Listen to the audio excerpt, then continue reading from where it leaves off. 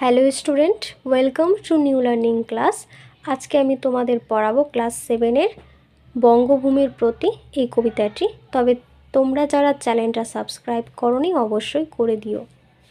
বঙ্গভূমির প্রতি এটি মাইকেল মধুসূদন দত্তের লেখা। রেখোমা দাসেরে মনে এই মিনিতে করি পদে সাধিতে মনের স্বাদ ঘটে যদি পরমাৎ। এখানে মা বলতে বঙ্গভূমিকে সম্বোধন করে বলা হয়েছে, অর্থাৎ কবি মাতৃভূমিকে বলেছেন যে তিনি যেন তাকে মনে রাখে।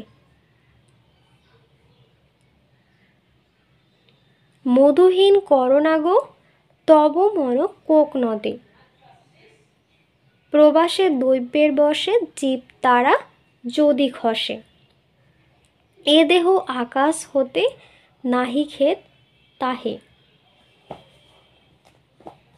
অর্থাৎ এখানে বলা হচ্ছে যে তার মনোপদ্যের মধু থেকে বঙ্গমাতা যেন তাকে বঞ্চিত না করে, আর প্রবাসে দৈব্যের বশে যদি তিনি মারা যান তাহলে তার কোনো ক্ষেত থাকবে না।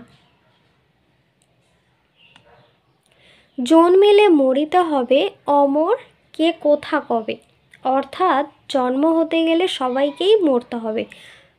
পৃথিবীতে কোনো মানুষই মরণশীল নয়, তাই জন্য বলা হচ্ছে জন্ম হতে গেলে মরতে হবে এবং কেউ অমর নয়।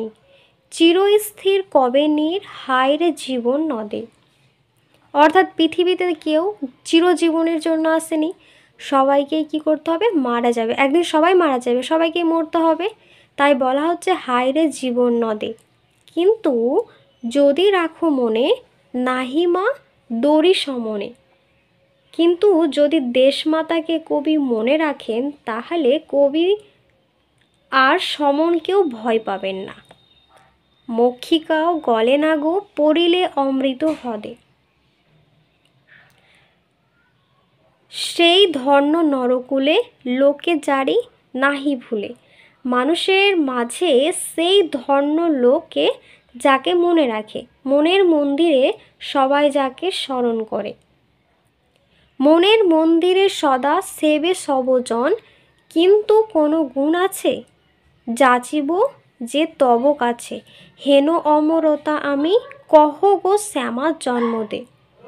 অর্থাৎ বলা হচ্ছে মানুষের মাঝেও সেই ধরনের লোকে যাকে মানুষ মনে রাখে, মনের মন্দিরে সবাই যাকে স্মরণ করে, কিন্তু কবি সেটুকুই চাওয়ার মতো কবির মধ্যে গুণ ছিল না। অর্থাৎ বলা হচ্ছে কি যে কবির সেইটুকু চাওয়ার মতন কোনো গুণ ছিল না। তাই বলা হচ্ছে হেন অমরতা আমি কহ গো শ্যামা জন্ম দে, তবে যদি দয়া করো ভুল দোষ গুণ ধরো, অমর করিয়া বড় দেহদাসের শুভরদে, ফুটি যেন স্মৃতি জলে মানসে মা যথা ফলে, মধুময় তামরস কি বসন্ত কি শরদে।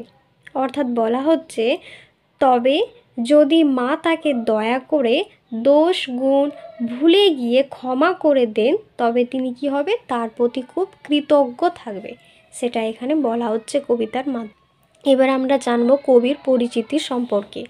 মাইকেল মধুসূদন দত্ত জন্মগ্রহণ করেছিলেন 1824 সালে, মারা গিয়েছেন 1873 সালে। জন্ম অধুনা বাংলাদেশের যশোহরের সাগরদাড়ি গ্রামে। পিতা প্রখ্যাত আইনজীবী রাজনারায়ণ দত্ত, মাতা জাহ্নবী দেবী।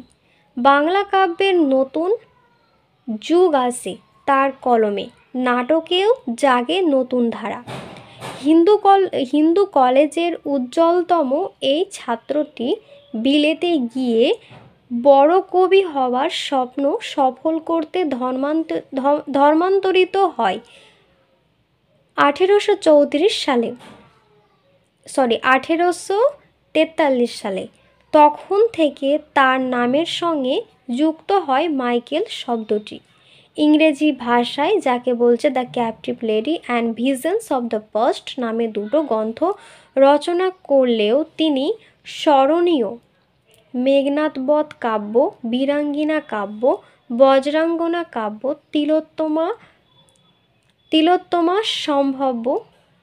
তিলোত্তমা সম্ভব কাব্য চতুর্দশপদী কবিতা রচয়িতা হিসেবে শর্মিষ্ঠা, পদ্মাবতী, কৃষ্ণকুমারী প্রভৃতি নাটক একে কি বলে সভ্যতা আর বুড়ো শালিকের ঘাড়ের প্রশ্নের স্রষ্টা তিনি। বাংলা সাহিত্যের অমৃতাক্ষর ছন্দের ব্যবহারেও বড়ই দান ছিলেন তার। এর পরের ভিডিওতে আমরা ডিসকাস করব এই অধ্যায়ের কোয়েশ্চেনগুলো সম্পর্কে। এই কোয়েশ্চেনগুলো আমরা পরের ভিডিও ডিসকাস করব।